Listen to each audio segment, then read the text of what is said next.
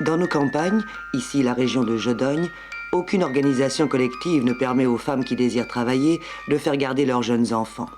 L'Espoir, une nouvelle organisation communale, à Wavre par exemple, qui engage des gardiennes à domicile et en statut d'employé. Sinon, seul moyen, la grand-mère, la voisine ou alors la gardienne privée, en danger de disparition pour cause de fiscalité exagérée. Celle que nous avons rencontrée est puéricultrice.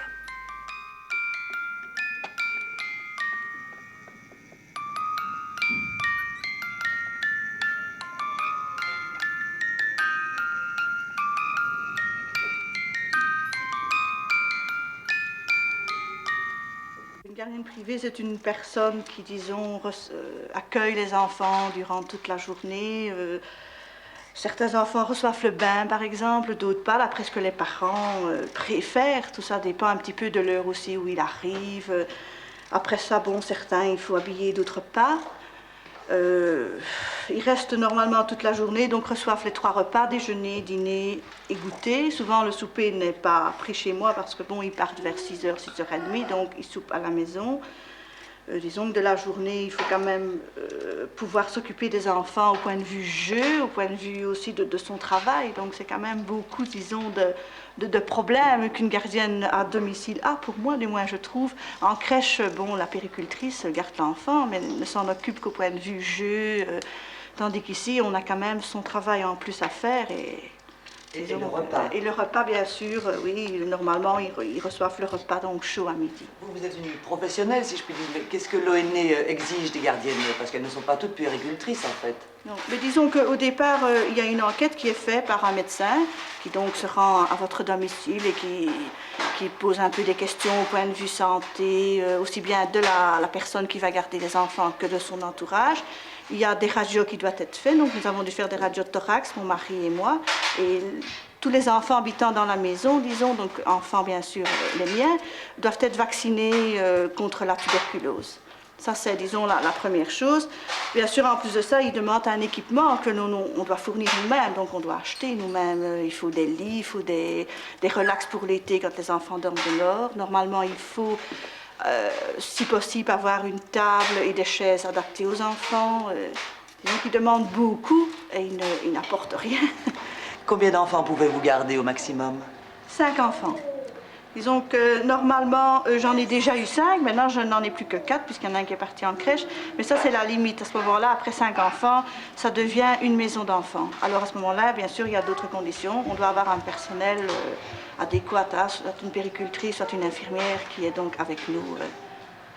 Est-ce que c'est rentable d'être gardienne privée comme vous? Disons pas tellement, non, parce que si on compte qu'on est déclaré, puisque nous, on est considéré comme indépendante, qu'on doit quand même avoir une assurance puisqu'on est indépendant aussi, tout ça, si on compte bon, la journée qu'on touche pour un enfant, si on décompte tout avec la nourriture et tout, ça ne rapporte pas tellement. Combien payent les parents pour une journée d'enfant? Ils payent normalement 250 francs pour normalement, donc 8-9 heures, disons, de présence. Hein. Ça, c'est normalement le prix que je demande maintenant. On parle depuis quelque temps de taxer davantage les gardiennes privées puisqu'elles sont indépendantes. Justement, on leur réclame, le fisc leur réclame bien de l'argent et on risque de voir disparaître les gardiennes privées. Oui, ça c'est exact, ça. Ça, je crois que si ça continue, disons, dans cet état de choses, il y aura de moins en moins de gardiennes parce que si on compte ce que ça représentera pour nous, ben, ça ne servira plus à rien. Même si on aime de faire ce métier-là, on préférera rester chez soi à ne rien faire ou faire autre chose, même dans un autre domaine. Hein, parce que c'est vraiment... Surtout que maintenant, avec, disons...